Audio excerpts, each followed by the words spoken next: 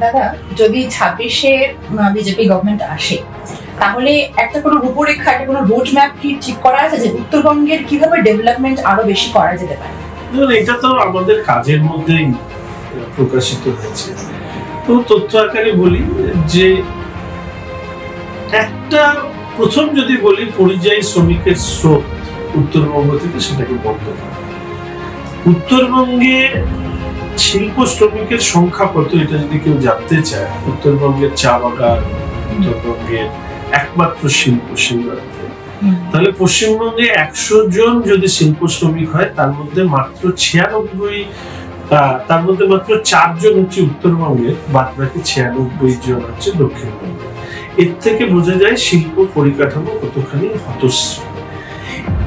এইখানে দাঁড়িয়ে আমরা এর আগেও আমরা বারবার করে বলেছিলাম যে উত্তর পূর্বাঞ্চলের রাজ্যগুলো যে সুযোগ পায় সেই রকম একটা সুযোগ উত্তরবঙ্গের ক্ষেত্রে দেওয়া হোক। শিল্প স্থাপনের ক্ষেত্রে বিশেষ করে ফার্মাসিউটিক্যাল ইন্ডাস্ট্রি, কম্পিউটারে হার্ডওয়্যার ইন্ডাস্ট্রি, এগ্রিকালচারাল ইন্ডাস্ট্রি, টি ইন্ডাস্ট্রিকে বুমিং করা, এই ধরনের বিভিন্ন, অর্থাৎ একটা ইন্ডাস্ট্রিয়ালাইজেশন উত্তরবঙ্গে করার একটা পরিকল্পনা নিশ্চিতভাবে আছে।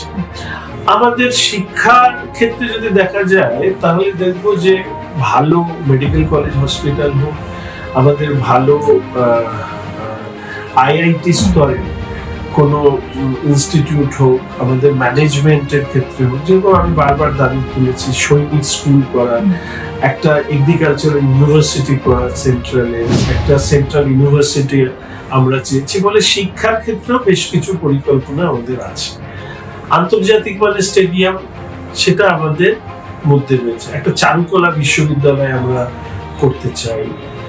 আমি যদি ধরি স্বাস্থ্য, শিক্ষা, কর্মসংস্থান এবং সামগ্রিকভাবে উত্তরবঙ্গ উত্তর পূর্ব ভারতের একটা বড় অংশকে ক্যাটার করে। আমি যদি শিলিগুড়িকে অনেকে উত্তর পূর্ব ভারতের গেটওয়ে বলে, তো ভবিষ্যতে শিলিগুড়ি শুধুমাত্র উত্তর পূর্ব ভারতের গেটওয়ে থাকবে না, শিলিগুড়িকে ঘিরে এমনভাবে উত্তরবঙ্গ বিকাশ আমরা করব যাতে মানুষের ফার্স্ট স্টপটাই হয়ে যায় উত্তরবঙ্গ বা শিলিগুড়ি। অর্থাৎ আপনি স্বাস্থ্যের জন্য আপনাকে কলকাতা আসতে হবে, শিলিগুড়ি আপনাকে সেটা করবে।